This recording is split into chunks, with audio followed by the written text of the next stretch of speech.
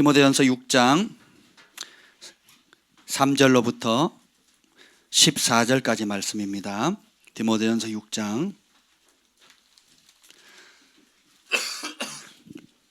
디모데전서 6장 3절로부터 14절.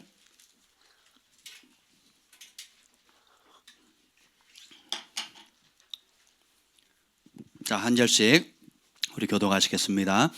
누구든지 다른 교훈을 하며 바른 말 곧 우리 주 예수 그리스도의 말씀과 경건에 관한 교훈을 따르지 아니하면 그는 거만하여 아무것도 알지 못하고 변론과 언쟁을 좋아하는 자니 이로써 투기와 분쟁과 비방과 악한 생각이 나며 마음이 부패하여지고 진리를 잃어버려 경건을 이익의 방도로 생각하는 자들의 다툼이 일어나느니라. 그러나 자족하는 마음이 있으면 경건은 큰 이익이 되느니라. 우리가 세상에 아무것도 가지고 온 것이 없음에 또한 아무것도 가지고 가지 못하리니 우리가 먹을 것과 입을 것이 있은즉 족한 줄로 알 것이라. 부하려 하는 자들은 시험과 올무와 여러 가지 어리석고 해로운 욕심에 떨어지나니 곧 사람으로 파멸과 멸망에 빠지게 하는 것이라.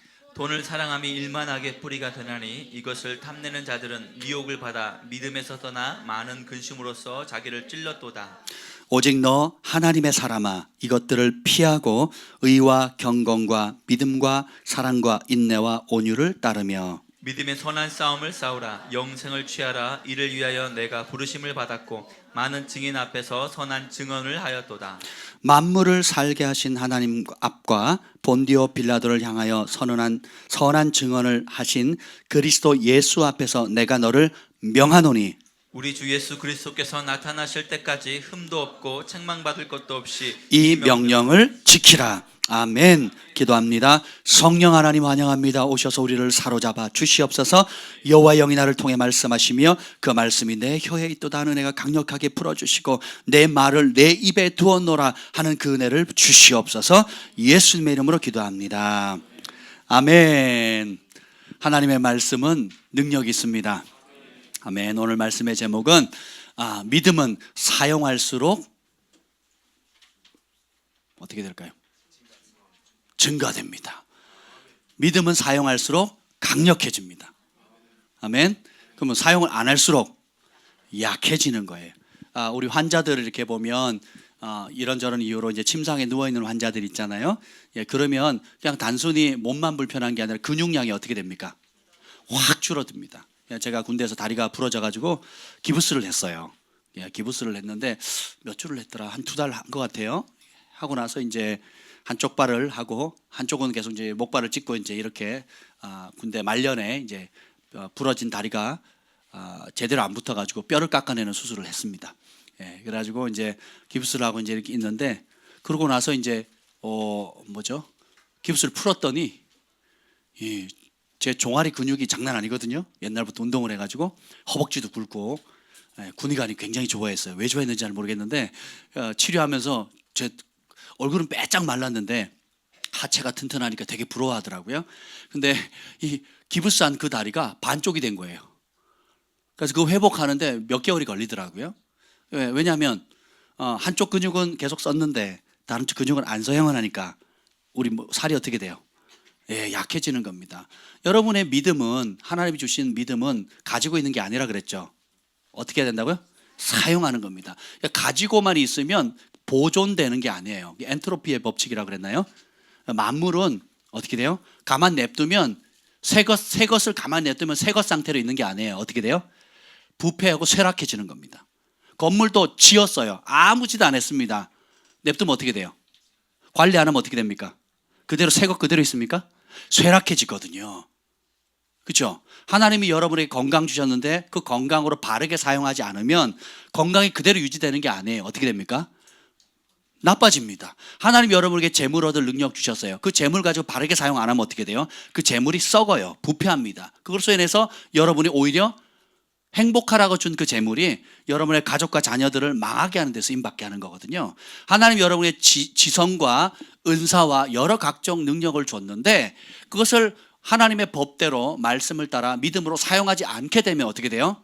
가만히 있는 게 아니라니까요. 그래서 달란트의 비유를 보면 5달란트, 2달란트, 1달란트가 있잖아요. 그 5달란트, 2달란트 받은 사람은 어떻게 합니까? 사용을 하거든요. 그렇죠? 하나님 주신 자산, 은사, 부르심, 능력, 또 은총을 가지고 어떻게 해요? 사용을 합니다. 그래서 어떻게 해요? 이득을 남기는 거거든요. 근데 그 한 달란트를 가지고 있는 사람 사용을 해요, 안 해요? 왜 안 하느냐? 이런 겁니다. 언니한테는 왜 5달란트 주고 나는 하나밖에 안 주지? 나은이가 이렇게 삐진 거예요. 그래가지고 어떻게 해요? 안 해. 그리고 어떻게 해요? 가만히 놔두는 거예요. 언니나 잘해. 난 안 할 거예요. 그러면서 안 해버렸어요. 그랬더니 주님이 나중에 나타나서 뭐라 그럽니까? 그 한 달란트 준 거 가지고 뭐 했냐? 그랬더니 묻어뒀습니다. 그럽니다. 여러분의 인생은 값으로 매길 수 없을 만큼 소중한 거예요. 그리고 여러분이 가지고 있는 것은 따라서 나에게만 주신 선물이 있습니다.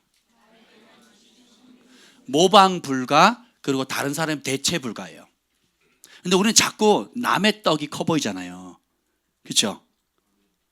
여러분 그 선교지에 갔는데 배가 되게 고프잖아요. 그 멕시코 가면 먹을 걸 제대로 안 주거든요.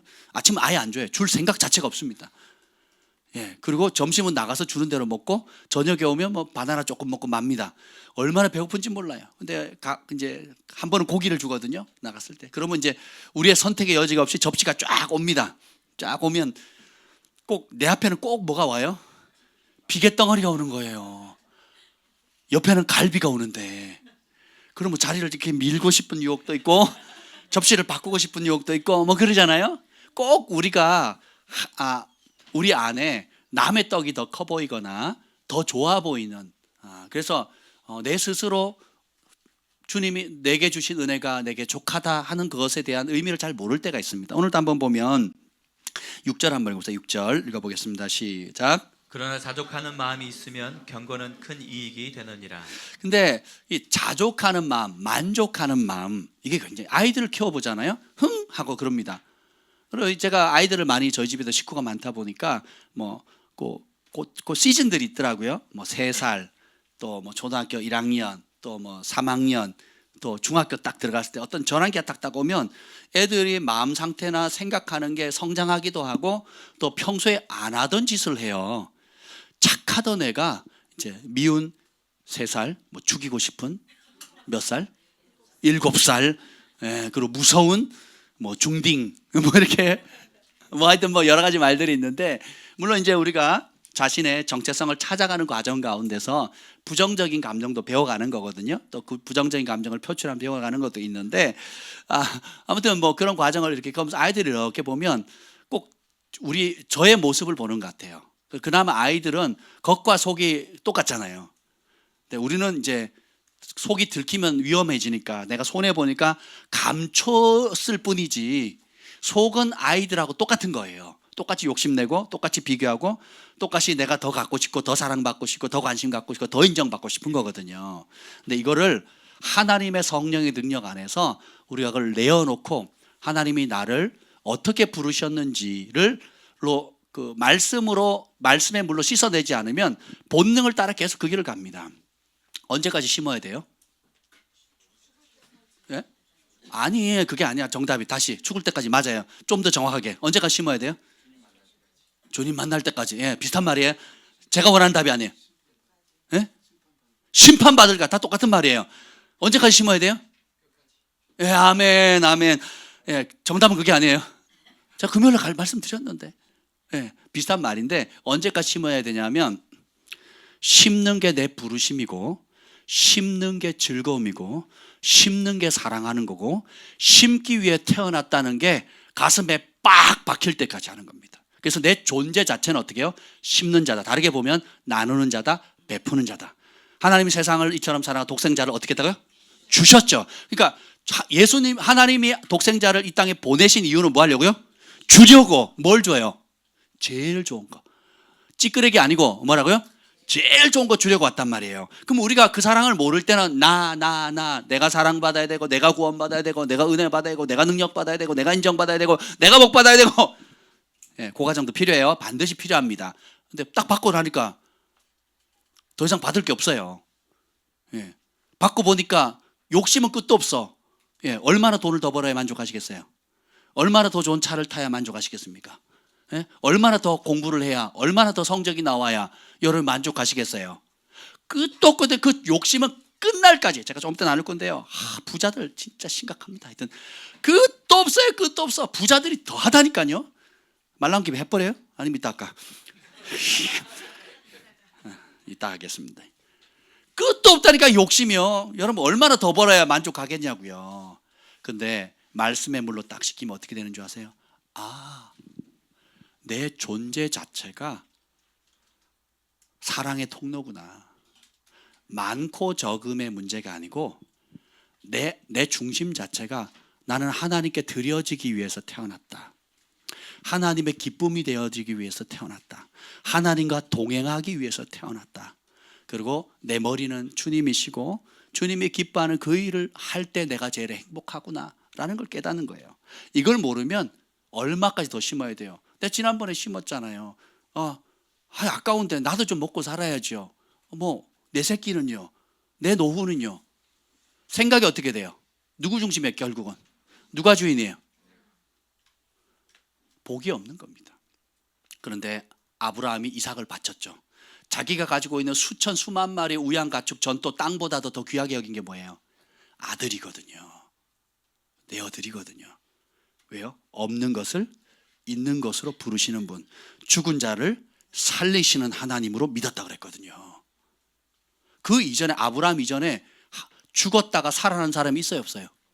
없는데 그가 하나님을 알아가 보니까 만물의 창조주일 뿐만 아니라 심지어 내 아들을 내놓으라 하면 주신 분도 여호와, 취하신 분도 여호와, 죽이시는 분도 여호와, 살리시는 분도 여호와, 그리고 내 모든 것이. 그 아브라함, 예수님 뭐라 그러냐면 참 재밌는 말씀을 하세요. 우리가 성경 66권에 기록되지 않은 사건도 참 많거든요. 다윗이 병들어 죽을 뻔했는데 그 왜 그렇게 죽을 뻔했는지가 스토리가 안 나옵니다. 근데 시편에 자기가 그렇게 고백하는 죽을 지경이었는데 살려달라고, 병들어 죽을 지경인데 살려달라고 하는 기도가 나오거든요. 아브라함도 예수님을 만났어요, 못 만났어요? 만났어요. 근데 구약에 나와요, 안 나와요? 안 나오거든요. 그 누가 얘기를 해요?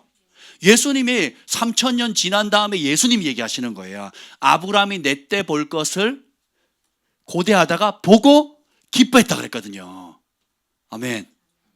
다윗도 예수님을 1000년 뒤에 올 예수님을 봐요. 얼마나 신비한지 모릅니다. 그래서 여러분이 성경의 인물들이, 주인공들이 경험한 영적 체험들이 다 기록되었을까요?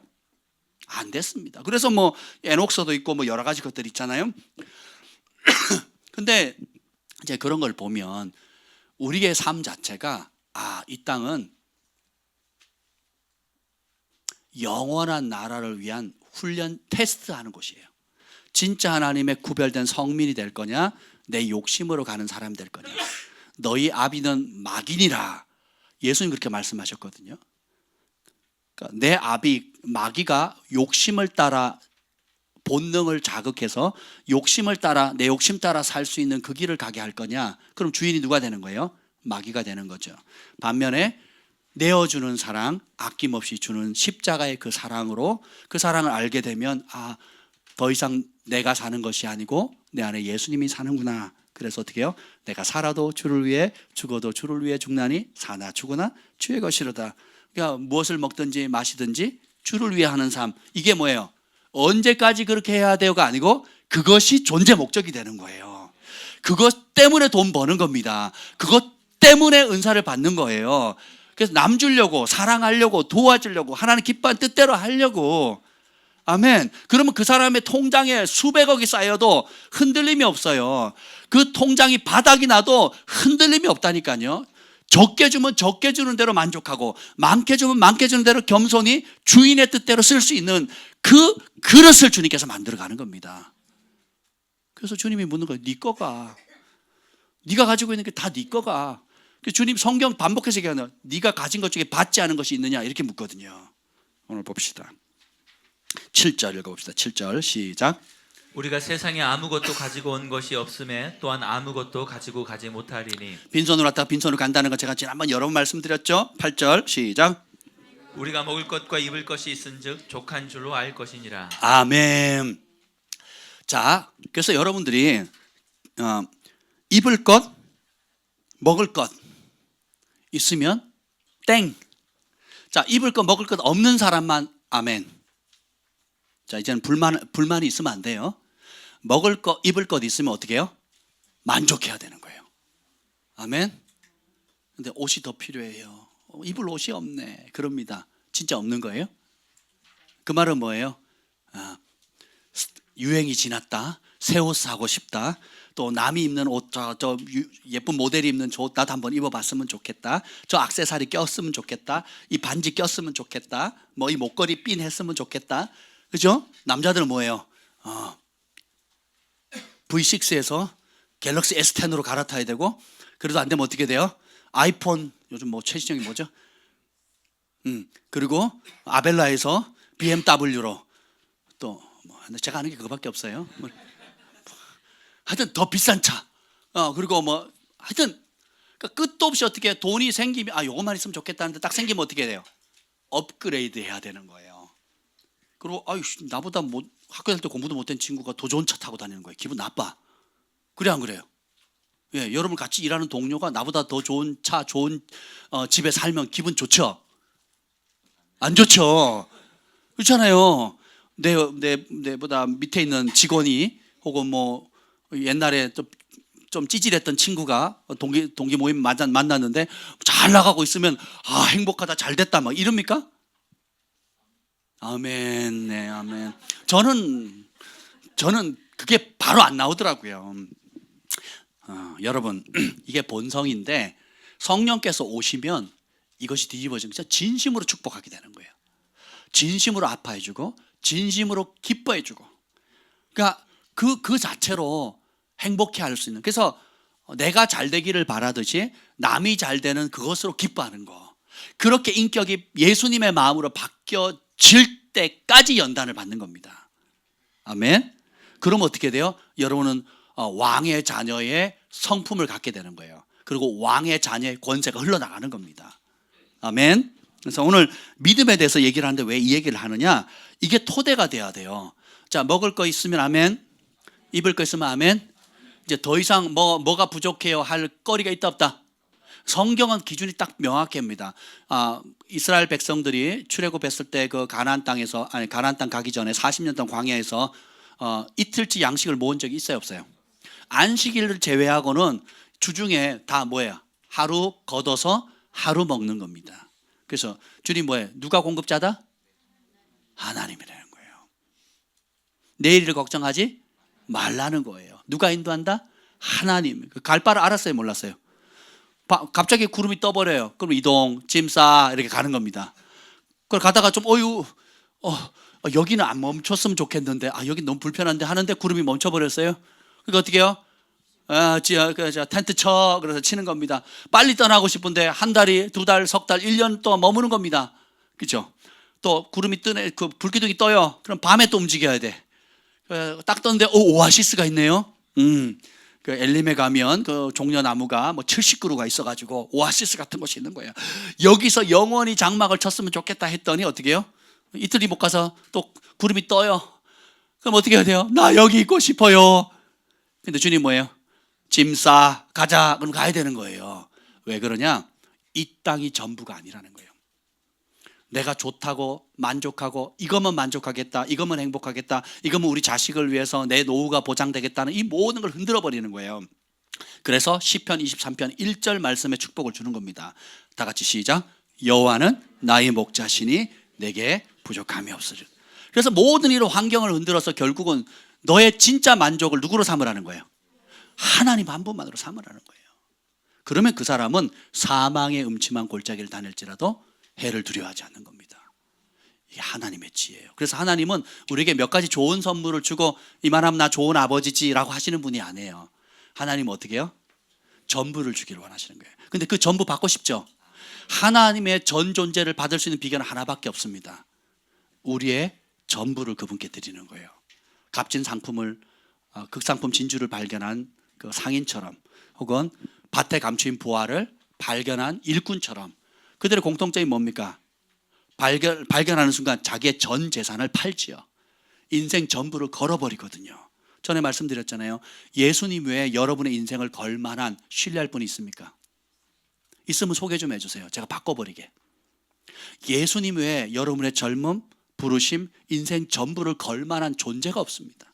그분이 우리를 지으셨고 우리가 그분 때문에 우리의 삶이 지탱되고 그분이 우리를 죄에서 구원하기 위해서 피 흘려 죽기까지 사랑하셨고 다시 오시고 영원한 나라 예배시고 지옥의 영원한 형벌에서 건져주신, 그리고 의의 멸류관 생명의 멸류관 또 각기 눈물을 흘려 수고한 그대로 공의롭게 재판하셔서 영원한 상급을 주시는 그분, 영원히 우리를 떠나지 아니하시고 함께 하시는 그분, 우리의 지혜 힘과 능력 반패 상속되시는 그분과 그분 외에 우리의 인생을 걸 만한 가치가 있는 사람이 있냐고요.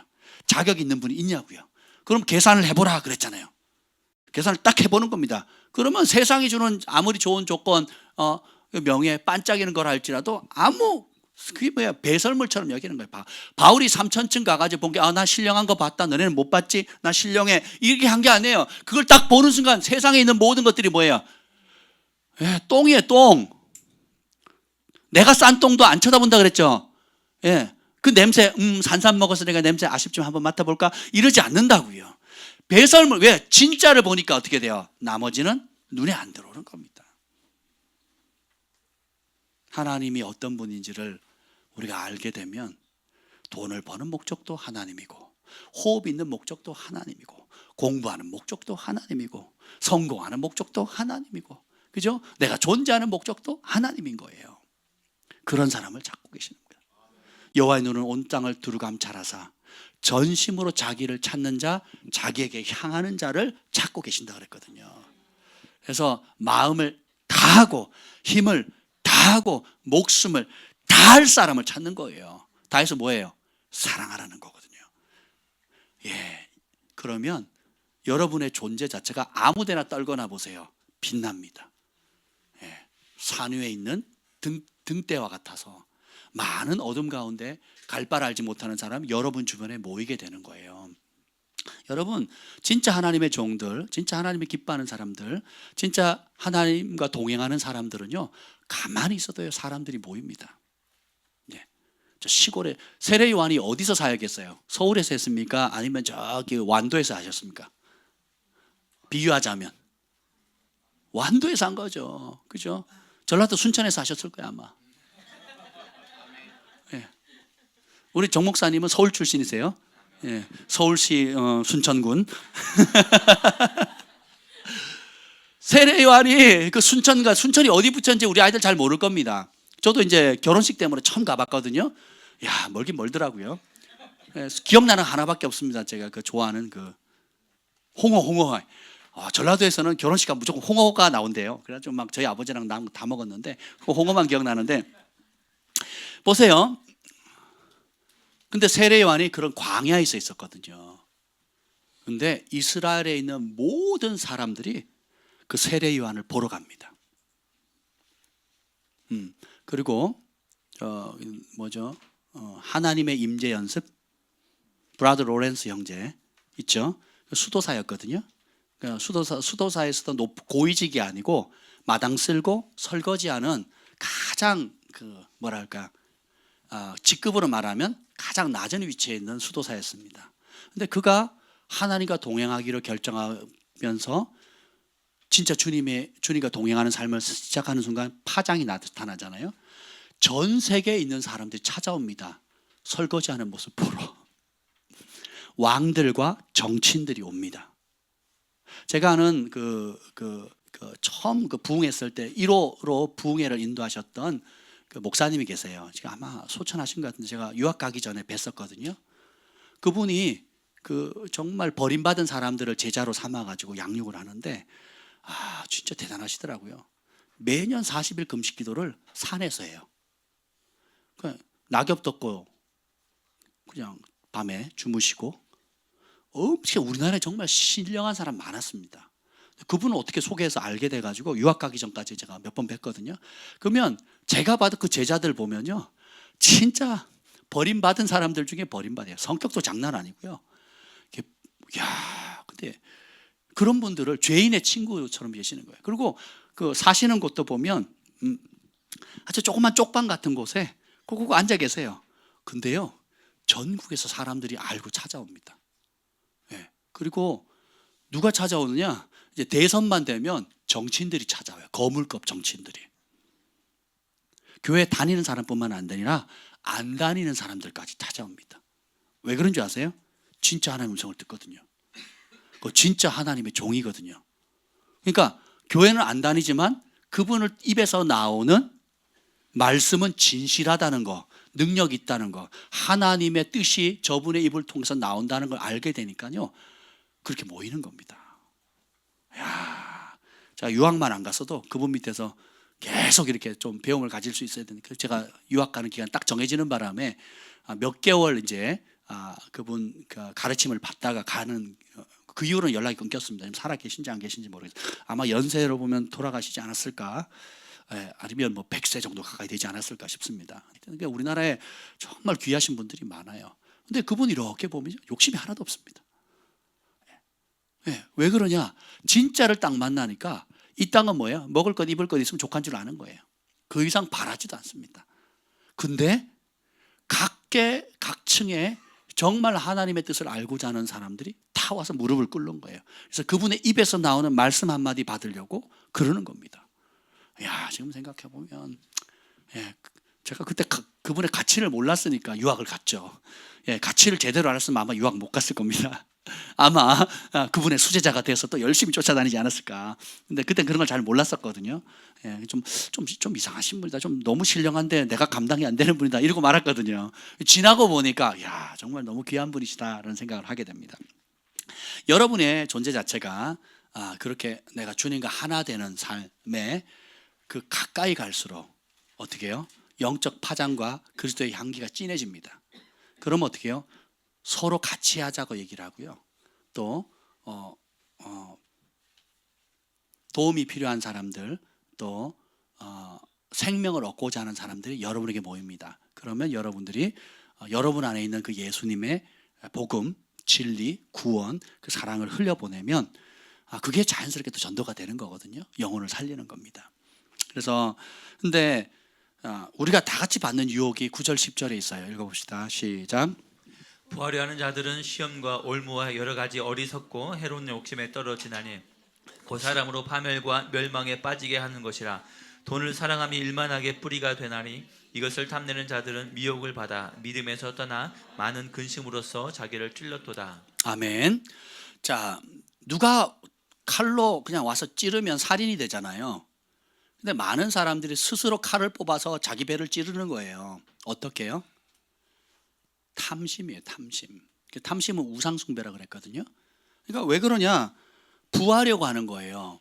여기서는 큰 부자만 해당되는 게 아니라 가난한 사람도요, 탐심이 어마어마하게 큰 사람이 있습니다. 반대로 큰 부를 가지고 있는데 탐심이 없는 사람이 있어요. 그러니까 부자들만 가지고 있고 사업하는 사람만 있는 게 아니고 우리의 근본 중심 자체가 여호와가 나의 공급자다.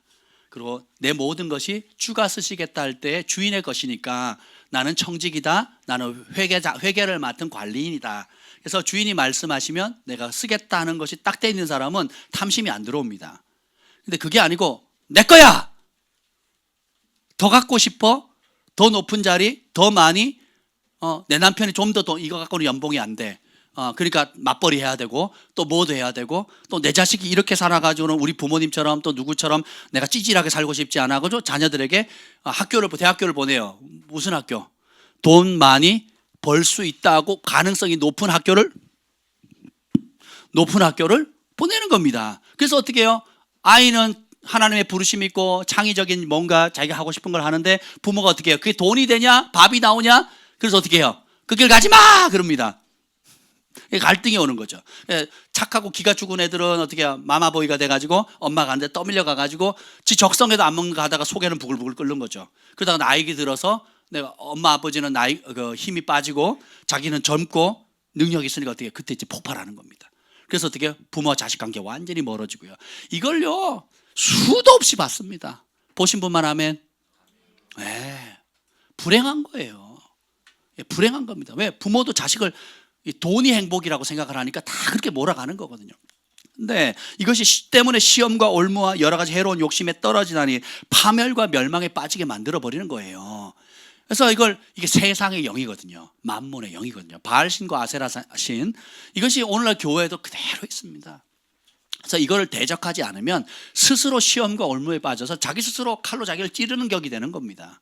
그래서 여러분이 아예 뜻을 정하는 거예요. 나는 입을 옷, 먹을 양식이 있으면 아멘입니다. 제가 이걸 언제 깨달았냐면 군대에서 깨달았거든요. 예. 서울대보다 좋은데 군대. 수색대에서 밤에 초병을 이렇게 쓰는데 지난 삶이 1년이 막 이렇게 지나가는 거예요. 지난 1년이 딱 지나가는데 가만히 생각하니까 때 되면 새끼밥 주죠. 간식 주지요. 옷 주지요. 양말 주지요. 또 전투화도 갈아줘요. 이야, 그리고 월급 줘요. 첫 월급 7,800원이었습니다. 제가 제대할 때는 뭐 3만 원이었나? 하여튼 몇만 원 안 됐던 것 같아요. 지금 뭐 되게 많이 받잖아요. 그 당시에 7,800원 받으면 이야, 7,800원. 근데 행복하더라고요. 그래서 저도 모르게 제 마음에 이런 기도가 나온 거예요. 하나님, 굶기지만 이 새끼밥만 꼬박꼬박 주시면 내가 죽도록 충성하겠습니다. 굶기면 나 일 안 할게요. 일하지 말라는 줄 알고 안 합니다. 그리고 그래서 새끼밥만 주시면 제가 그때 서운했어요. 먹은 만큼 헌신하겠습니다. 아멘. 제가 얼마나 지혜롭게 기도했는지 몰라요. 주님 그걸 받으셨어요. 저는 먹은 만큼만 일합니다. 안 먹으면 안 해요. 예, 그렇습니다. 근데 되게 행복한 거예요. 그냥 그 전투복이 옷이 맵시가 납니까? 그 촌실 아무리 군인이 맵시 있게 막 다리미질 해가지고 풀매겨가지고 해도 군발이거든. 군발이 볼상사납거든요. 뭐 수색대건 공수부대건 다 똑같아. 군복 입으면 찌질해 보여요 좀. 근데도 때 되면 옷 주는데 막 그게 너무 행복한 거예요. 요즘 군복은 막 되게 멋있게 나오잖아요. 미군처럼 이렇게 아주 멋있게 나오는데 옛날 군복들은 굉장히 좀 아무리 해도 촌스러웠거든요. 아무튼 간에 근데 행복하더라고요. 왜 이 얘기를 하느냐? 이걸 못하면 이 물질에 탁 걸리면요, 믿음을 죽이는 최고의 장애물이 원수가 뭐냐면 돈입니다. 돈 때문에 예배 못 드리고 돈 때문에 주를 부인하게 됩니다. 이제 다루게 될 겁니다. 그래서 지난 시간에 데살로니가후서 3장 2절에 보면 믿음은 모든 사람의 것이 아니니라 그랬잖아요. 그럼 뭐냐? 에베소서 2장 8절에 보면 너희는 그 은혜에 의해 믿음으로 말미암아 구원을 받았느니 이것은 너희에게 난 것이 아니요 하나님의 선물이니라. 행위에서 난 것이 아니니 이는 누구든지 자랑하지 못하게 함이라. 믿음은 뭐예요? 하나님의 선물이에요. 근데 선물을 줬는데 소중히 안 여기는 사람이 많아요. 믿음이라는, 그러니까 은혜로 믿음으로 말미암아 구원을 받는데, 그러니까 지옥 갈 거냐 천국 갈 거냐는 그 열쇠가 믿음이거든요. 그래서 믿음의 선물을 줬는데 이걸 이 믿음으로만 구원받아요. 행위에서 받을 수가 없어요. 왜냐하면 그 하나님이 정한 자격에 다다를 자가 아무도 없거든요. 그러니까 따라서 구원은 믿음으로 받는다. 근데 믿음으로 받는데 그 값없는 선물인데 왜 어떤 사람 천국 가고 그 믿음을 하는데 어떤 사람 지옥에 갈까요? 왜 그럴까요? 하나님 주신 이 소중한 선물인 이 믿음을 가볍게 여기거든요. 가치를 모르게 느끼는 겁니다.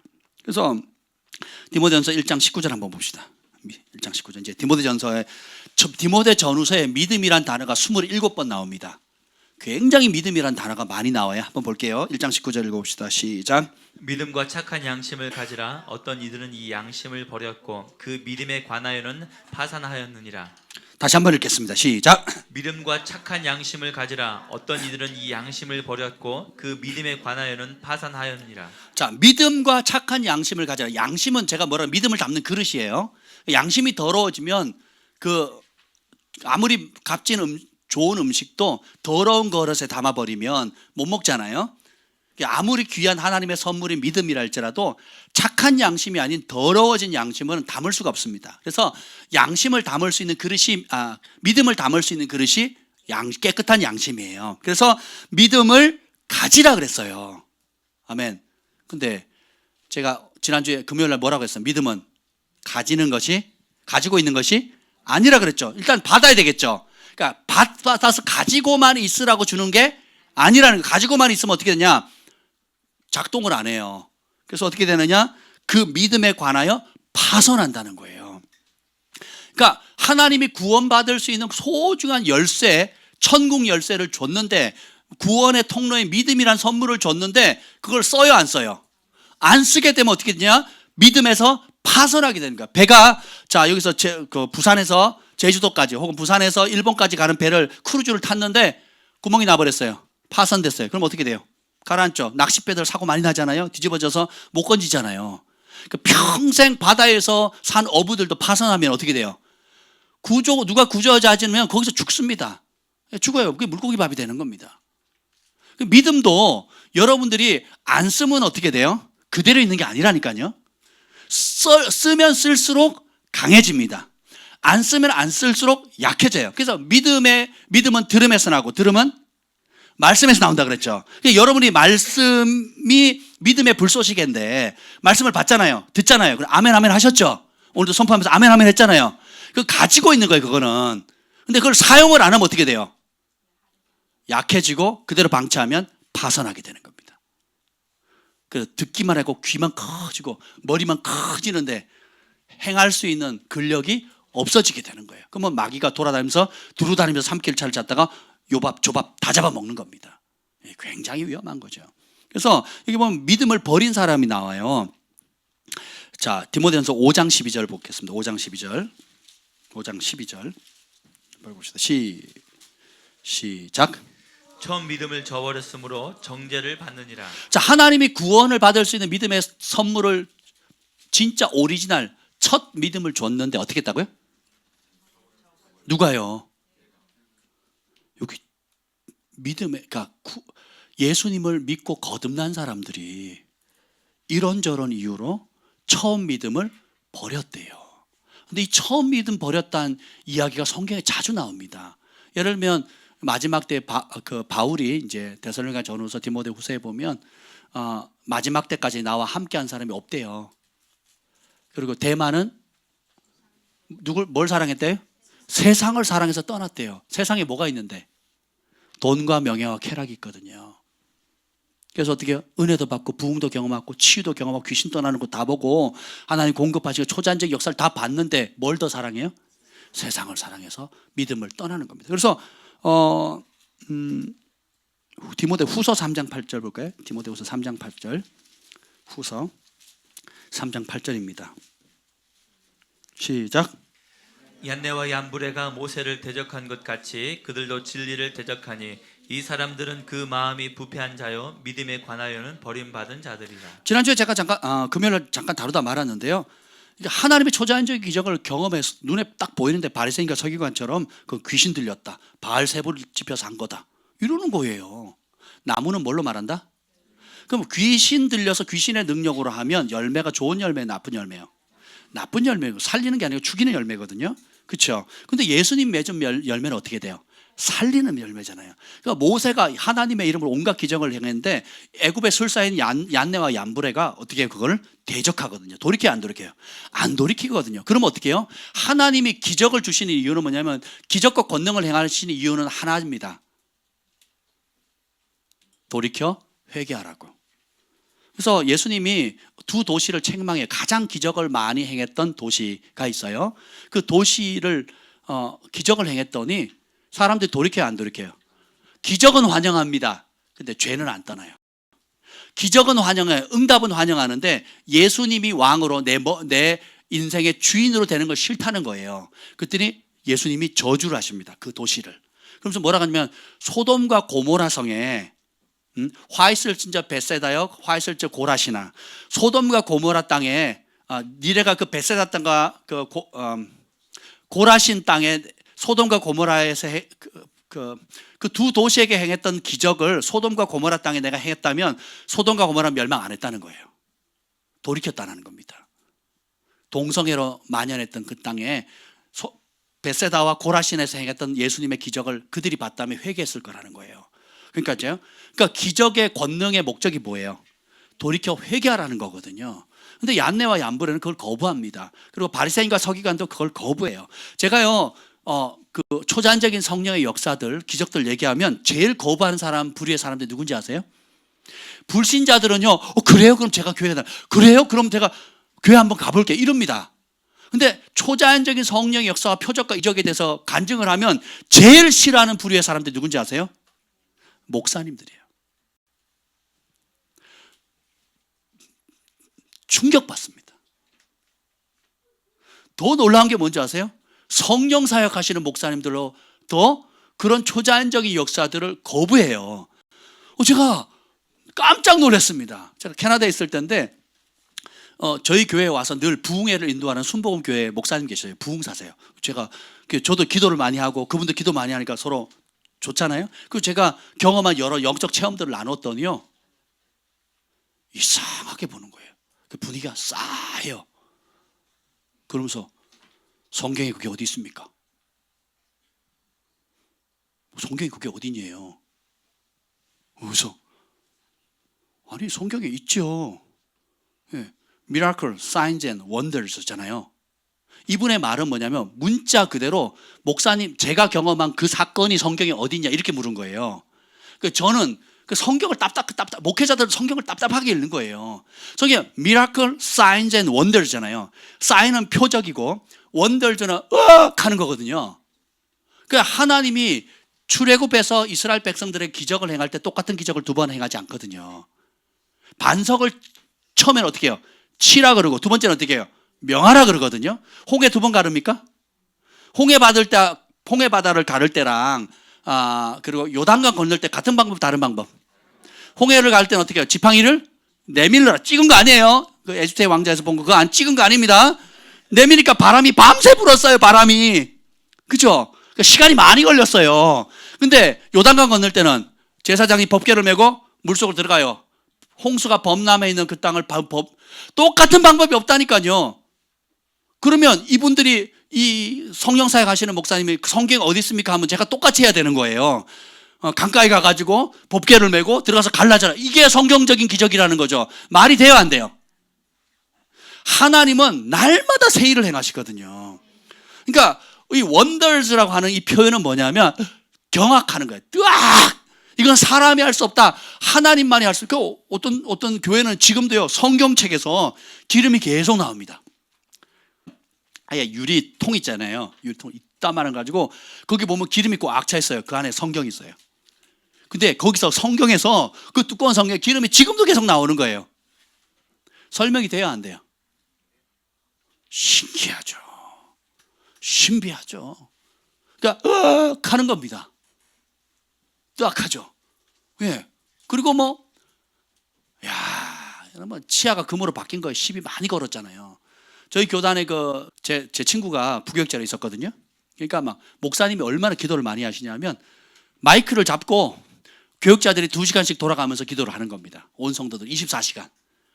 그렇게 기도를 했더니 성도들이 뭐 하지도 않는데 성도들이 치아들이 금으로 바뀌어버린 거예요 다. 그래서 성결 교단이 난리가 난 겁니다. 그래서 그게 성경에 어디 있냐고. 성경에 나와요 안 나와요? 안 나오죠. 문자 그대로. 주님 새 일을 행하잖아요. 성경에 안 나오거든요. 그러면 그게 비성경적이에요? 자, 치과 치료 받아보신 분 아멘. 임플란트 해보신 분 얼마? 미니멈 하나에 얼마요? 100만 원입니다. 시간은 자 오늘 가면 내일 치료가 돼요. 100만 원 주면 치료해줘요? 200만 원 주면 2시간 만에 해줍니까? 저도 이 임플란트 지금 위아래로 몇 개 했거든요. 한 번 하면 보통 6개월에서 1년 걸립니다. 6개월에서 1년. 그거 하는데 저는 가면 오늘 하면 내일 되는 줄 알고 했거든요. 웬걸 죽는 줄 알았습니다. 우리같이 치과가 우리나라 전 세계에서 제일 치과 치료비가 제일 싼 데가 대한민국이거든요. 여러분 이빨 뽑는데 500불이에요. 미국 캐나다 가면 50만 원 50만 원 그냥 뽑는데 치과 의사 만나서 그냥 하는 게 500불이에요. 500불. 그냥 우리는 공짜로 해줘요. 공짜로. 그죠? 그렇단 말이에요. 그러니까 그런데 가난한 나라 가보세요. 이 치통은요 장난 아니거든요. 근데 그게 자 치아가 썩으니까 아말감도 몸에 안 좋잖아요. 금으로 바뀌어요. 좋은 일에 나쁜 일이에요. 그게 사탄이 아니래요? 그런데 성경에 안 나왔다고 뭐라 그래요? 마귀가 한 짓이래요. 무서운 겁니다. 이게 종교형이거든요. 만약에 금치아로 바뀐 게 악하고 몸에 해롭고 다른 사람에게 덕이 안 된다. 그러면 어떻게 하겠어요? 그건 마귀로부터 온 거죠. 그렇잖아요. 지금도 오늘도 오다가 보니까 금리빨 팝니다 나오더라고요. 쓸모없으면 저 좀 주세요 갖다 팔게. 금리빨 팝니다 나왔더라고요. 동네마다 있잖아요. 그 구두방 옆에 금리빨 팝니다 있잖아요. 지금 안 쓰는 것도 그냥 갖다 줘도 여러분 생각해 보세요. 이게 좋은 게 금가루 무슨 얘기 하잖아요. 그죠? 제가 아는 목사님 보니까 이 목사님 교회에 진짜 50kg짜리 이런 거죠. 이게 몇 개더라? 49개인가? 떨어진 거예요. 요거는 가짜인데도 얼마나 이뻐요. 근데 진짜거든요. 근데 이 땅에 그 전문가한테 맡겼더니 이 땅에 존재하지 않는 보석이래요. 그래서 또 누구도 가져 있고 이렇게 가지고 있습니다. 제가 제일 좋아하는 색깔 중에 하나, 우리 성전 뒷배경을 이 색깔로 했으면 좋겠더라고요. 이 계시의 색이거든요. 존귀한 색입니다. 제가 이 색을 너무 좋아합니다. 개인적으로는. 그러니까 이게 진짜 보석이라고 한번 생각해 보세요. 여러분, 다이아몬드 결혼할 때 그 눈에 보이지 않는 찔끔 그 몇 캐럿? 그것도 막 수백만 원, 수천만 원 하잖아요. 그렇죠? 근데 이게 다이아몬드라고 한번 생각해 보세요, 여러분. 근데 천국에 흔한 게 뭐예요? 보석이거든요. 자, 이게 만약에 떨어졌다. 그럼 귀신이 준 거예요? 마귀가 준 거냐고요? 어떤 교회를 예배를 많이 드렸는데 공사하려고, 가난한 교회였어요. 가난한 교회인데 공사를 하려고 성전 밑바닥을 뜯었어요. 그랬더니 어떤 일이 생긴 줄 아세요? 그 안에 금가루와 수많은 보석들이 그냥 덮여버린 겁니다. 그래가지고 그거 가지고 팔아가지고 빚 갚고 교회 성전을 지은 겁니다. 세일을 행하시는 거거든요. 이해가 되세요? 그것 자체로 우상할 필요는 없지만 하나님 어떻게 해요? 무엇이든지 하십니다. 그래서 그거 팔아가지고 성전 지었는데 그게 마귀가 하는 일이에요? 그러니까 근데 이거는 뭐 아주 귀여운 겁니다. 그 온갖 표적과 이적과 여러분 부흥을, 목회자들이 얼마나 부흥을 구합니까? 얼마나 또 기적을 구해요. 하나님 부흥을 주세요. 막 성령이 이끌림 받는 교회가 되게 해주시고 성령 충만한 교회가 되게 해주세요. 그런데 성령 임하면 다 거부한다니까요. 왜? 신학교에서 교리적으로 배운 거를 안 맞거든. 그래서 나무는 뭘로 한다고요? 열매로 하는데 열매에 관심이 없고 어떻게 해요? 신학 교리로 그냥 딱. 안 되는 거죠. 안 되는 거예요. 생각을 바꾸셔야 되는 겁니다. 그래서 얀네와 얀불의 얘기를 했죠. 얀네, 그러니까 마음이 부패해지고 믿음에 관해서 버림받은 자, 파산했다 그러거든요. 그러니까 이렇게 되면 그 예수님이 진짜 하늘의 기적을 행했는데 그걸 마귀가 한 짓이다. 목회자들이 지금 그런다니까요. 그래서 진짜 성령 사역 하시는 분들이 조용히 합니다. 조용히. 하도 뭐라 공격하니까 도와주지는 못할 망정 막 2단 3단 꼬리포 붙여가지고 막 굉장히 공격을 하거든요. 그래서 여러분 분별하는 거 쉬워요. 거룩한가 성령의 열매를 맺는가 그것만 보면 됩니다.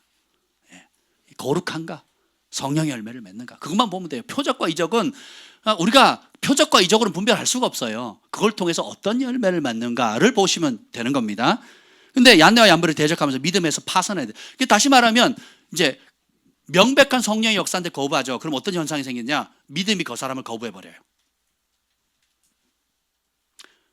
완고한 거죠. 마음이 강팍해요. 양심에 화인 맞는 단계거든요. 그렇게 가서는 안 된다는 겁니다. 오늘 디모데전서 6장 10절 다시 한번 볼게요. 근데 더 안타까운 거는 많은 그리스도인들이 여기 넘어가요. 뭐냐면 돈과 믿음을 바꿔버려요. 디모데전서 6장 10절 다시 읽겠습니다. 시작. 돈을 사랑함이 일만하게 뿌리가 되나니 이것을 탐내는 자들은 미혹을 받아 믿음에서 떠나 많은 근심으로써 자기를 찔렀도다. 아멘. 일만 악의 뿌리래요. 죄의 뿌리래요. 그게 뭐예요? 돈이 아니에요. 뭐예요? 돈을 사랑하는 마음이에요. 휴대폰은 악이 아니죠. 근데 휴대폰을 사랑해서 중독에 빠지면 악이 되는 겁니다. 옆에 있는 예쁜 형제 자매가 악이 아니죠. 근데 그 사람을 하나님보다 더 사랑하게 되는 순간 악이 되는 거예요. 우상숭배가 되는 거거든요. 이해가 되세요? 돈을 버는 거는 악이 아닙니다. 근데 돈을 버는 것을 주님보다 더 사랑하게 되면 악이 되는 거예요. 이해가 되시죠? 그래서 그 돈 때문에, 돈 버는 것 때문에 하나님을 경외하지 못하게 하고 그 사람을 사랑하는 것 때문에 주님의 말씀을 불순종하게 하게 하고, 그러니까 어떤 형태든지 여러분이 사랑하는 그것이 하나님께로부터 멀어지게 하거나 하나님보다 더 사랑하게 만든다면 그것 다 악입니다. 우상숭배예요. 주님이 그걸 굉장히 미워하시거든요. 왜냐하면 이 영혼을 지옥불에 던지는데 어느 부부가 좋아하겠어요? 그렇죠? 주님이 피값으로 산 여러분 한 사람 한 사람을 마귀가 그런 미끼를 또또똑 던져놓고는, 그래서 달콤한 사탕 주게 해가지고는 결국 어떻게 해요? 이빨 뽑게 하든, 이빨 썩게 해서 뽑게 만드는 것처럼 여러분이 원하는 몇 가지 그 콩고물 딱 던져놓고는 어떻게 해요? 묶어가지고 영혼을 지옥불에 던지거든요. 이게 마귀의 전략이에요. 2000년 전에도 그랬고 지금도 그렇고 앞으로도 그렇습니다. 근데 거기에 불행하기도 많은 사람이 넘어지거든요. 그래서 결국은 믿음의 싸움은 주인의 싸움이에요. 누가 내 인생의 주인이 될 거냐. 그러니까 주인을 바로 설정하면 여러분은 승리하게 되는 겁니다. 제가 믿음에서 이 돈을 사랑함 때문에 어디서 떠났대요? 여기 6절에 보면 11절에 보면 6절이었네. 10절에 믿음에서 돈을 사랑하니까 어디서 떠났다고요? 믿음에서 떠나. 그러니까 돈과 믿음을 바꿔버리는 거예요. 그런 사람 참 많습니다. 제가 이 얘기를 좀 하려고 해요. 이제 건물주 아주머니 여러분 기도해 주셔가지고 정말 기적적으로 오자마자 얼굴이 뭐 달덩이처럼 와서 기쁨으로 들어오셨어요. 우리 김 목사님이 일단 전략적으로 우리가 부동산에 다른 데서 안 만났습니다.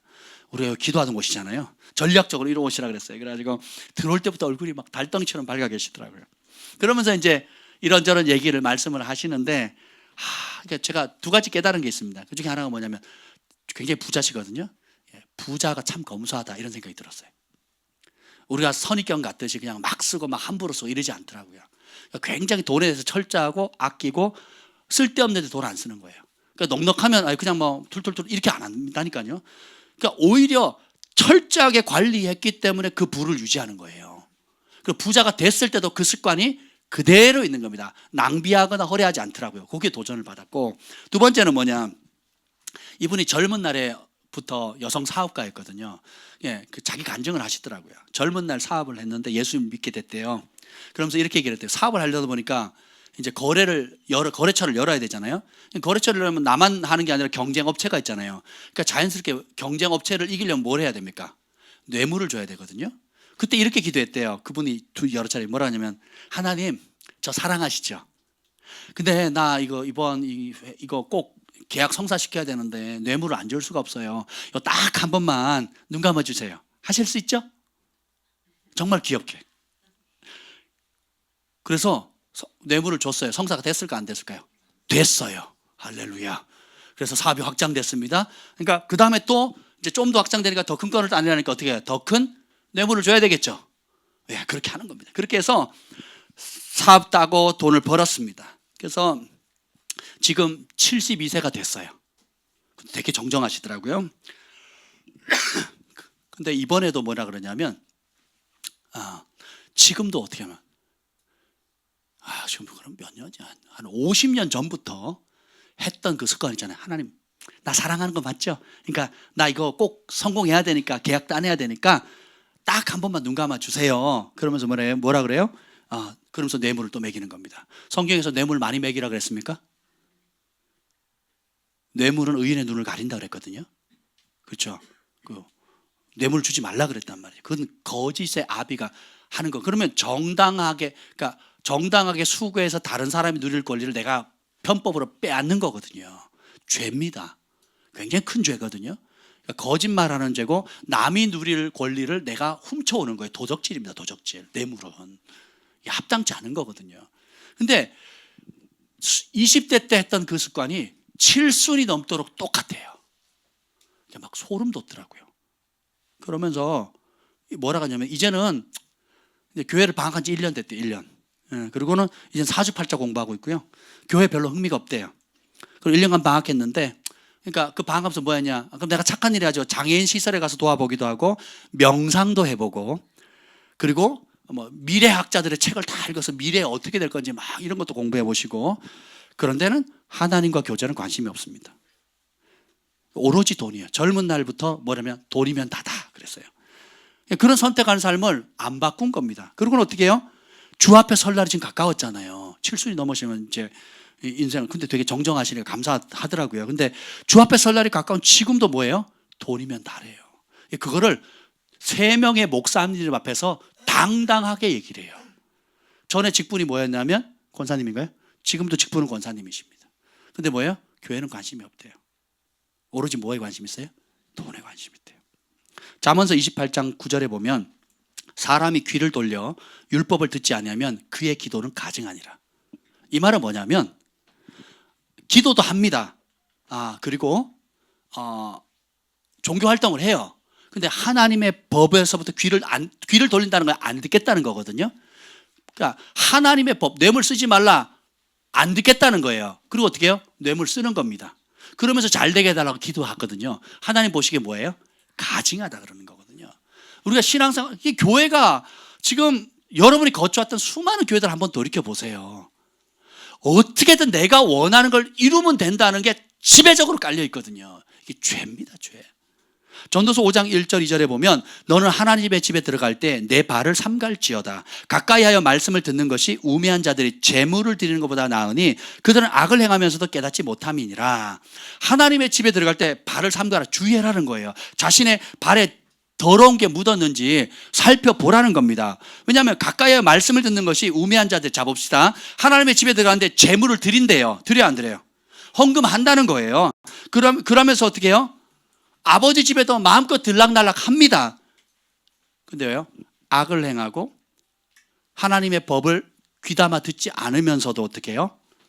자기는 신앙생활 잘하고 있다고 살아가고 있는 겁니다. 근데 이걸 뭐예요? 주님이 가증하다 그러시거든요. 이사야에서는 마당만 밟는다 그러거든요. 왜 그러냐? 믿음을 작동하는 것이 아니라 욕심을 작동하는 훈련이 되어 있는 거예요. 출애굽을 했는데 마음이 애굽에서 나온 적이 있다 없다? 교회는 왔는데 내 마음이 세상을 떠난 적이 있다 없다? 한때는 거듭나고 한때는 체험을 하고 한때는 주님께 헌신했는데 다시 어떻게 해요? 대마처럼 어떻게 해요? 세상을 사랑해서 그 마음의 주인을 누구한테 팔아요? 세상의 영에 팔아버리거든요.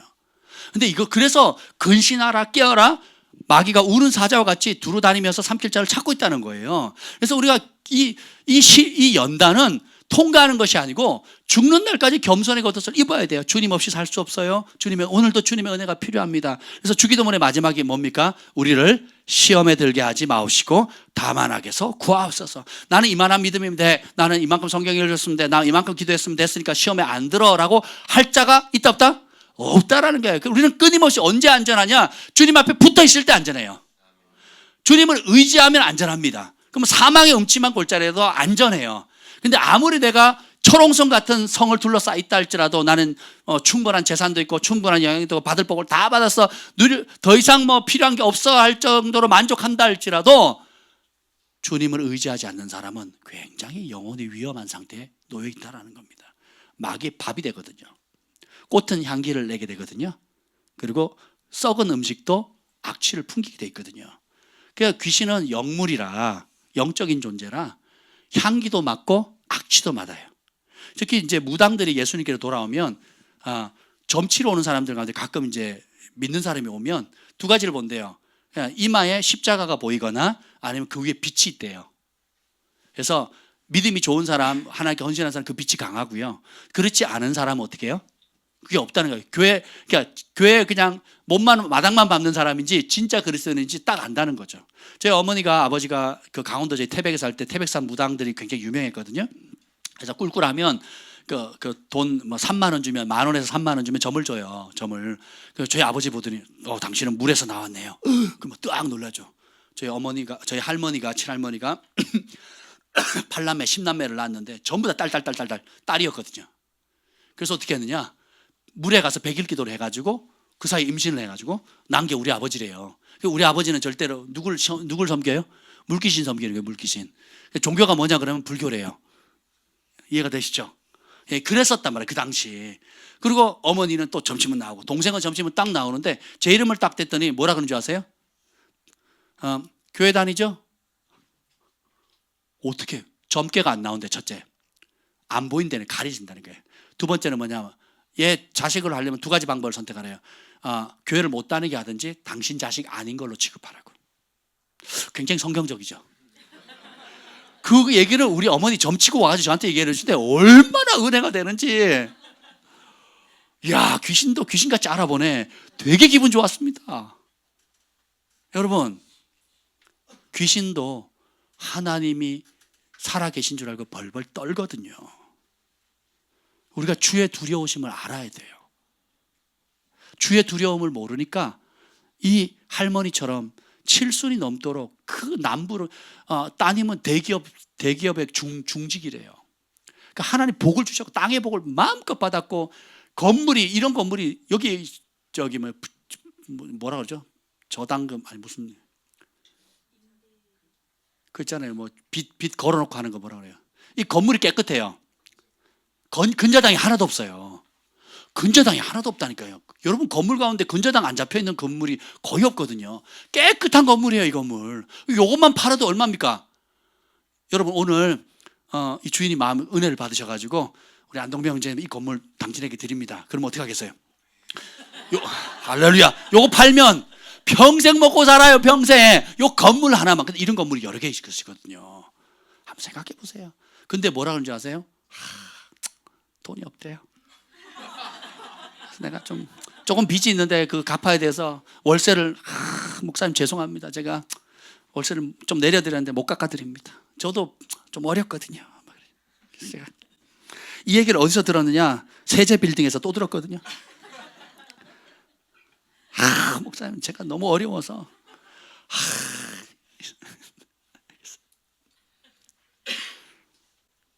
돈을 사랑함이 일만하게 뿌리거든요. 그러니까 안쓰럽죠, 저희가 보면. 그 제가 오히려 선심, 괜찮다고 그렇게 하시자고. 세입자가 오히려 괜찮습니다. 이제 저희가 더 내죠, 뭐 이렇게.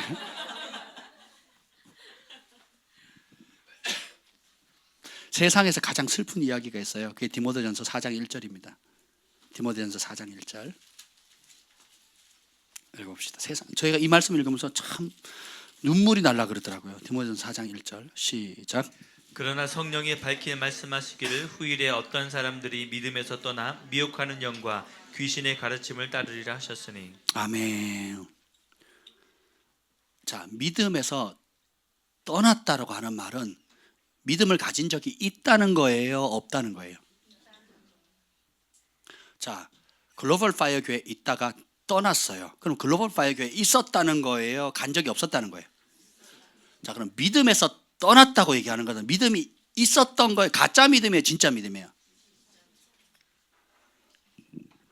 진짜 믿었다고요. 마태복음 7장에 내가 주의 이름으로 귀신 내어 쫓고 예언하고 병 고치고 기적을 행하지 않았습니까? 그때 예수님이 너 가짜다 그러지 않으셨어요. 발람이 예언하는 게 진짜였어요, 가짜였어요? 가룟 유다가 예수님과 3년 반 동안 다른 제자들과 함께 둘씩 짝지어 가면서 귀신 내어 쫓고 병 고쳤어요. 진짜였어요, 가짜였어요? 진짜였던 사람도 어떻게 해요? 말세에 세상을 사랑하게 되면 어떻게 돼요? 미혹하는 영과 귀신의 가르침을 따른다는 거예요. 미혹은 뭐냐? 진리를 들었는데, 미혹은 어떻게 받느냐? 진리의 말씀을 들었는데 내 욕심을 더 사랑하죠. 그럼 미혹의 문이 열립니다. 빛이 임하는, 말씀이 빛이잖아요. 빛이 임했는데 그 빛을 거부하면요, 그 순간에 어떻게 해요? 어둠이 옵니다. 아주 이렇게 단순해요. 예. 반대로 그 미혹의 영을 이길 수 있는 심플한 방법은 뭐예요? 빛이신 예수님의 말씀, 진리의 그 말씀을 사랑하는 거예요. 예, 그러면 클리어지는 겁니다. 근데 여기 보면 믿음에서 떠났다는 거예요. 예, 참 너무너무 안타깝죠. 근데 반대로 우리 그리스도인들은 어떻게 살아야 되느냐? 디모데전서 3장 9절입니다. 3장 9절. 3장 9절 읽겠습니다. 시작. 깨끗한 양심에 믿음의 비밀을 가진 자라야 할지니. 참, 그러니까 사람들이 여러분에게 당신은 누굽니까? 라고 물으면 저는 예수 그리스도를 에 대한 믿음의 비밀을 가진 사람입니다. 예수님을 믿을 때 오는 그 믿음 안에 담겨져 있는 그 놀라운 비밀을 아는 자입니다. 누리는 자입니다. 아멘. 근데 그걸 어디다 담아요? 깨끗한 양심에. 이 집사의 직분을 얘기하는 거거든요. 그러니까 교회에서 직분을 맡으려면 기본적으로 깔아야 될 게 뭐예요? 깨끗한 양심에 믿음의 비밀을 알아야 돼요. 그러니까 믿음은 들음에서 나고 들음은 그리스도의 말씀이지. 그러니까 직분을 가지려는 건데 예수님의 말씀을 모른다? 불가능한 겁니다. 예수님 말씀을 모르면 누구의 기준 따라 하겠어요? 자기 기준으로 하는 거예요. 그래서 제일 많이 싸우는 곳이 어디예요? 교회에서 제일 많이 싸우는 곳이 주방이거든요. 짜니 맵니 제가 한의를 배웠는데 우리 선생님 그러시더라고요. 맛있는 음식은 없습니다 그러더라고요. 그럼 뭐가 맛있냐? 지 몸의 건강 상태에 따라서 맛이 느껴진대요. 그래서 예를 들면 신장 방광 기능이 떨어진 사람은 짠 음식을 맛있다 그럽니다. 위기능이 떨어진 사람은 단 음식이 맛있다 그래요. 또 간담 기능이 떨어져 있는 사람은 신맛 나는 걸 좋아하고요. 쓴맛은 뭐죠? 심장이 약한 사람은 쓴맛 나는 음식을 좋아합니다. 그게 맛있다 그럽니다. 예. 근데 위기능이 떨어진 사람은 신맛 나는 음식을 쳐다도 못 봅니다. 제가 그렇습니다. 저는 신맛 나면 아예 쳐다를 안 봐요. 좀 달달한 거, 담백한 거 이런 거 좋아하거든요. 이게 위기능이 떨어진 사람이 그렇습니다. 근데 이제 우리 여성분들은 그 신장 방광 기능이 많이 좀 나이가 들면 떨어지거든요. 그 음식을 저희 장모님이 갑자기 어느 날부터 소금 덩어리예요. 근데 어머니가 맛 좀 보래요. 그래서 바로 뱉었어요. 그때는 저희 어머니 뭐라 그런 줄 아세요? 장모님 뭐라 그런 줄 아세요? 내 입엔 싱거운데 막 이러시는 거예요. 너무 싱겁대요. 저는 입에 담지도 못할 정도로 짠데 이거 되세요? 식당 가서 싱거운 음식 주면 맛있다 그러겠어요? 믿음의 비밀, 예수 그리스도의 말씀이 내 안에 풍성히 거하지 않으면 이런 쓰잘데기 없는 것에 목숨을 건다니까요. 여러분 웃으시죠? 우리가 몇 년 전에 이제 오래전이죠. 수련회 갔다가 뭐 진짜 너무 은혜를 받았거든요. 마지막 날 오는데 옥수수를 삶았어요. 누가 옥수수를 사가지고 가는 길에 먹자고. 근데 주방에서 폭발했잖아요. 왜요? 어떻게 해야 된다고 주방에? 옥수수 젊은 사람들은 그 옥수수 달게 먹어야 돼 별로 안 다니까 설탕을 넣자 그랬고 우리 어르신은 뭐라 했겠어요? 소금을 넣어야 된다는 거예요. 근데 설탕을 넣었다고 뒤집어지신 거예요. 그래서 그 젊으신 분들 시험 들어가지고 수습하느라고 아주 애먹었어요. 그래서 그때 이후로 그런 분들 주방에 못 들어가도록 이제 조치를 취한 겁니다. 안 먹고 말지, 그죠? 안 먹고 말지. 3박 4일 은혜 받은 걸 다 쏟아가 본인만 쏟는 게 아니라 어떻게 해요? 그게 뭐예요? 믿음의 비밀을 모르는 자예요.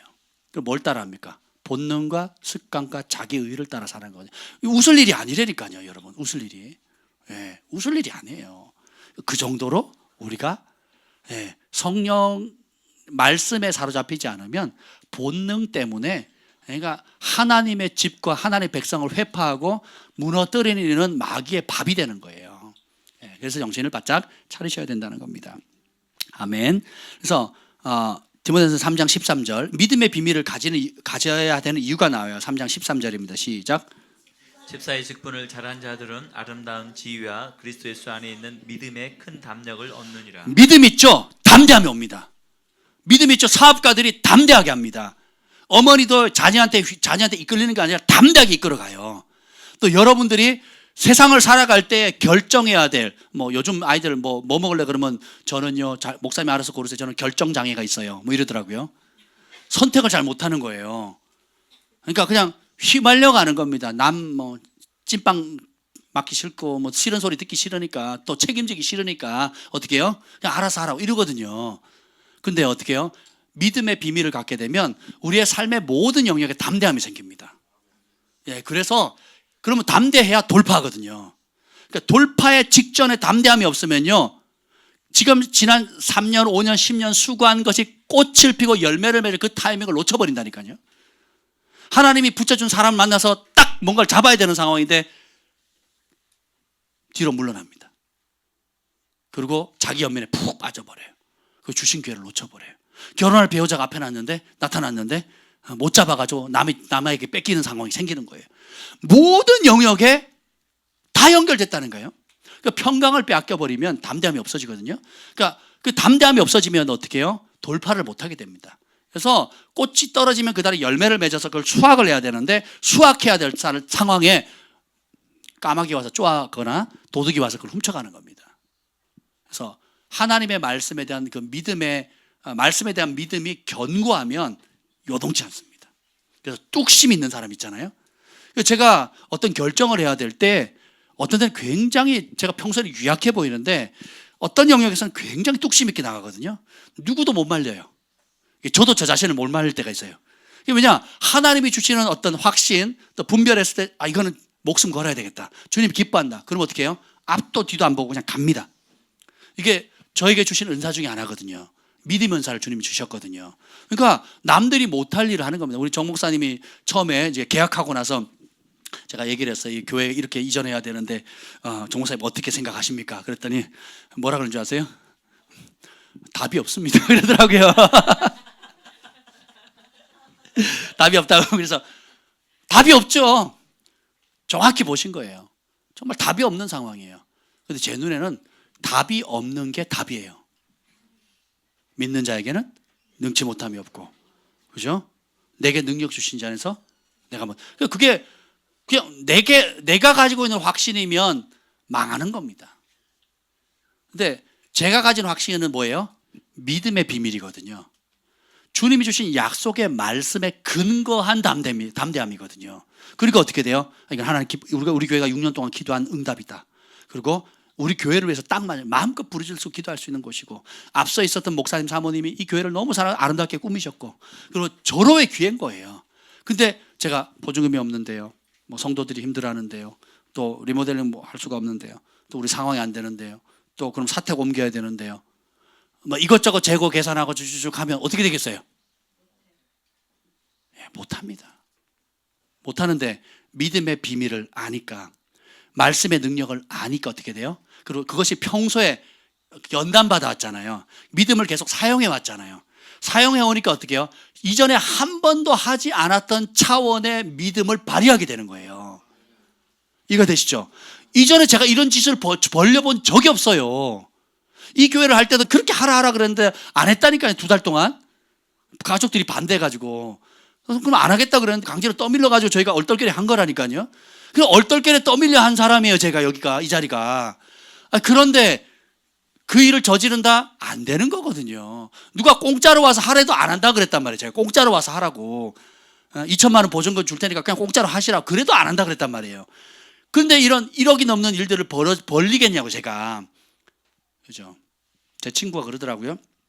저희가 사랑이와 김 목사님과 제가 여름 돗자를 한 달 동안 예배를 드렸어요. 그리고 이제 3년이 지난 다음에 두 절친한 친구가 같이 한 자리에 모였습니다.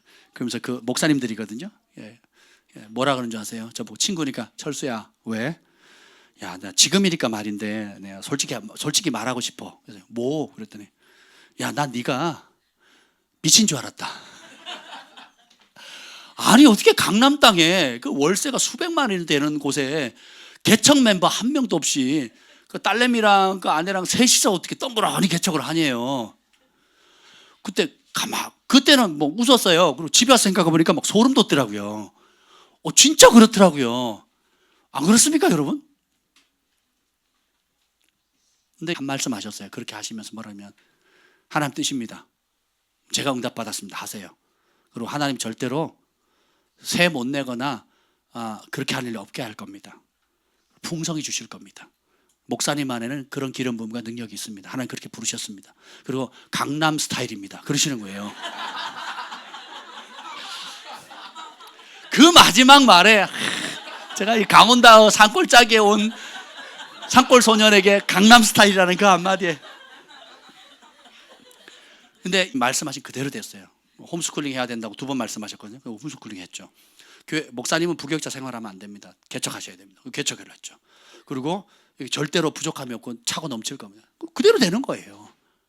아멘. 그리고 풍납동 이정한다니까 너무 기뻐해 주시는 거예요. 그리고 또 우리에게 또 때때마다 좋은 조언의 말씀을 주고 계십니다. 그러니까 믿음은 사용하지 않으면 약해지고요, 사용할수록 강해지는 겁니다. 우리의 헌금 생활도 마찬가지고요, 헌신하는 수준도 마찬가지인 겁니다. 대인 관계도 마찬가지고요. 그러니까 기준을 하나님 말씀을 딱 발견하고 딱 찾으면 그대로 실천해 보는 거예요. 그게 사용하는 겁니다. 사용하면 어떻게 강해지는 거예요. 그래서 제가 어제 계산을 해봤거든요. 저희가 리모델링 비를 안 하려고 하다가 누가 이제 1,000만 원, 800만 원을 헌금하는 바람에 시작합시다. 그러고 저질렀잖아요. 그래서 2천만 원 견적을 냈는데 어제까지 들어간 것만 해도 5천만 원이에요. 5천만 원. 이야, 처음부터 5천만 원 듭니다. 그럼 했겠어요?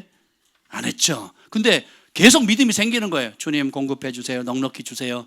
그리고 그 장로님이요, 우리가 어려운 줄 아니까 계속 뭐 전기공사 200만 원인데 185만 원을 깎아주시고요.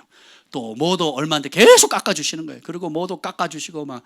그래서 근데 저한테는 말씀 못하고 뭐 정 목사님한테 이렇게 제가 이렇게 이문이 안 남는 거예요, 한마디로. 그래서 제가 정 목사님한테 그랬어요. 저는 깎아달라고 기도 안 합니다. 하나님, 정말 우리 교회를 사랑해서 저 장로님이 저렇게 수고해서 우리 몸된 교회처럼 내 아버지 집을 가꾸듯이 저렇게 가꾸시는데 우리 교회가 더 깎는 게 아니라 저분이 수고하고 사랑하고 헌신한 만큼 우리 교회가 대우할 수 있도록 재정을 공급해 주세요. 넉넉히 주세요. 그래서 그분이 정말 헌신해서 정말 자기 마진 남기지 않고 몸으로 다 때우셨거든요. 원래는 이거 헐면 그때 남는 몸으로 해가지고 남는 그걸로 하려고 견적을 주신 거예요. 근데 안 헐게 됐잖아요. 그러니까 남는 게 없는 거예요. 그래서 제가 그렇게 기도하는 겁니다. 주님 풍성히 주셔서 저분이 정말 사랑함으로 하셨고 아무 대가 바라지고 하지 않으셨지만 생각해보면 지금 거의 한 달을 혼자 사시는 거거든요. 근데 수고한 것에 교회가 대우하지 않으면 이건 아니라고 생각하는 거죠. 그래서 주님 풍성히 공급해 주세요. 그래서 우리 교회가 우리가 막 정말 넉넉히 드리지는 못한다 할지라도 그냥 깎고 싸고 그래서 돈 줄었네 이렇게 하면 안 되는 거거든요. 그래서 하나님 수고한 만큼 예우할 수 있는 은혜를 주세요라고 지금 계속 기도하고 있습니다. 여러분들 그렇게 기도해 주시길 바랍니다. 아멘. 그래서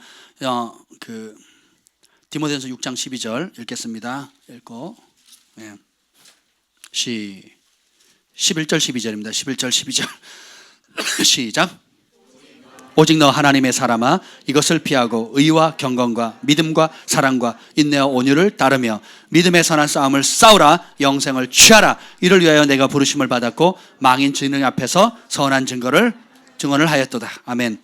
자, 이런 탐심, 돈 욕심은 피하고 어떻게 해요? 의를 따르라, 경건을 따르라, 믿음을 따르라, 사랑을 따르라, 인내를 따르라, 온유를 따르라. 그래서 우리가 따라야 될 것은 어떻게 해요? 육체 욕심과 세상에서 성공하고자 하는 그 욕심을 버리고 피하고 어떻게 해요? 인내를 따르라, 경건을 따르라, 믿음을 따라 살라 이렇게 얘기를 하는 거예요. 믿음을 따라 살면 그 믿음 안에 담겨져 있는 말씀의 혜택을 누립니다. 세상을 따라 살면 심판과 저주가 옵니다. 그래서 성경 로마서 보면 네 머리 위에 너희가 하나님의 진노를 스스로 쌓는도다 그러거든요. 귀신이 냄새 맡아요. 그래서 어떻게 해요? 도덕질하고 죽이고 멸망시키는 겁니다. 그러니까 여러분 인생이 여러분의 계산대로 됩니까? 네, 그게 은혜예요. 그래서 내 길을 여호와께 맡기라. 맡겼으면 맡겨야지. 왜 자꾸 이렇게 깐죽깐죽대요? 맡겼으면 그냥 온전히 맡기는 겁니다. 자꾸 주님 그게 아닌 것 같은데요. 이렇게 하시면 어떨까요? 자꾸 깐죽대지 마시라고. 제가 이제 그 작업을 하시는데 이렇게 했으면 좋겠고 저렇게 했으면 좋겠고 막 자꾸 얘기를 하다가 실수했다 이런 생각이 들더라고요. 전문가 앞에서 제가 큰 방향만 정해드리면 되는데 시시콜콜 이러면 피곤하잖아요.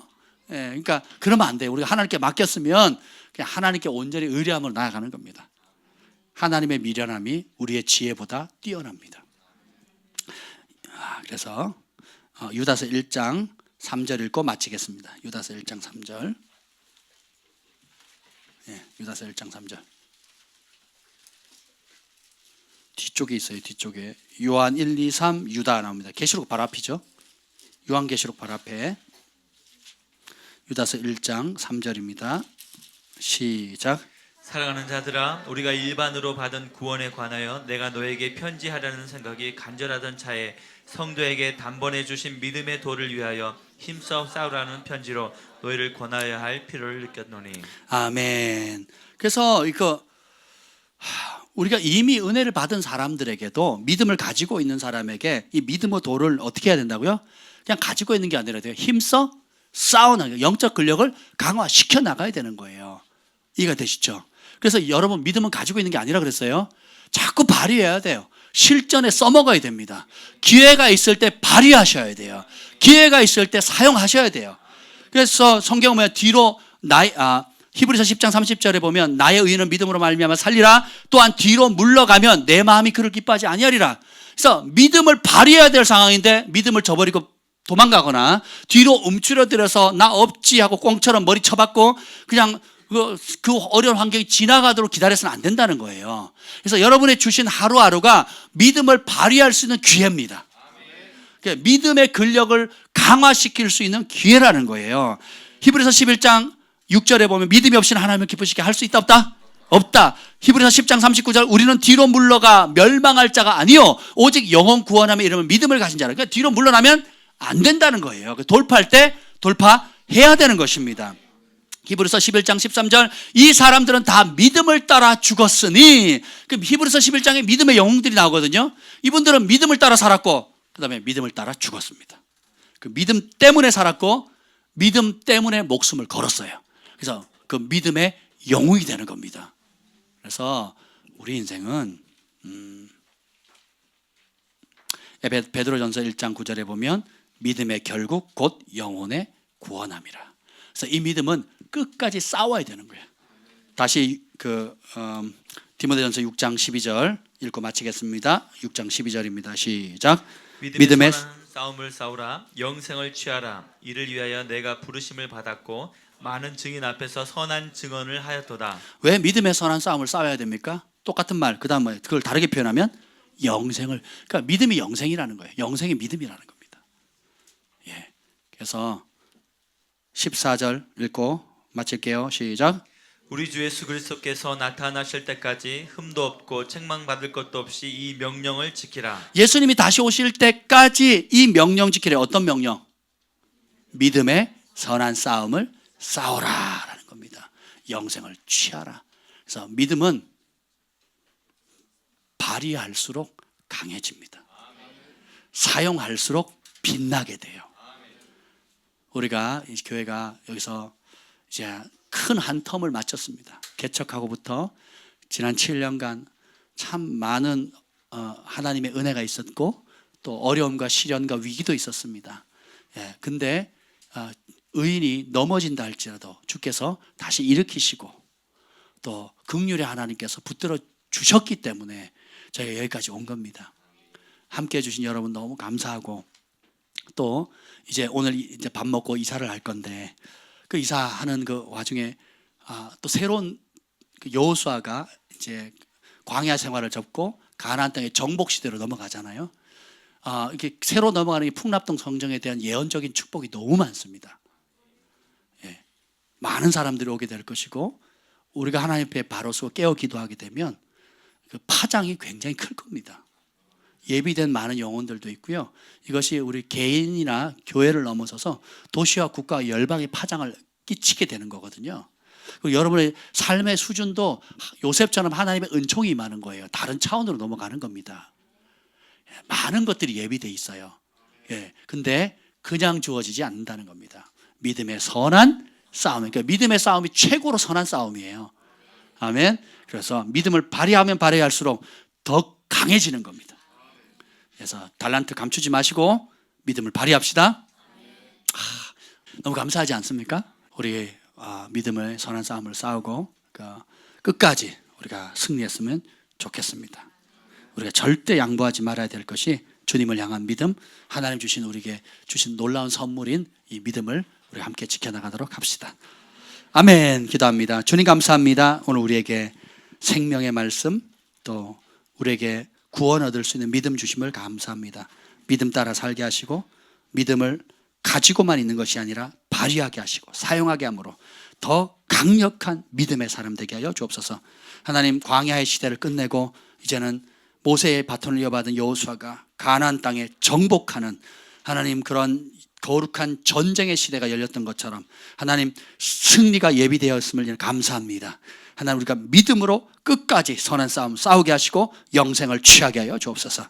이제는 우리 주 예수 그리스도의 은혜와 하나님의 오직 극진한 사랑과 성령의 감화 감동 충만하심이 믿음의 선한 싸움을 싸워 끝까지 승리하기로 다짐하는 우리 글로벌 파이어 교회 위에 또 열방에 함께 예배하는 모든 영혼들 위해 또 죽어가는 영혼들 위해 영원토록 함께 있을지어다. 아멘.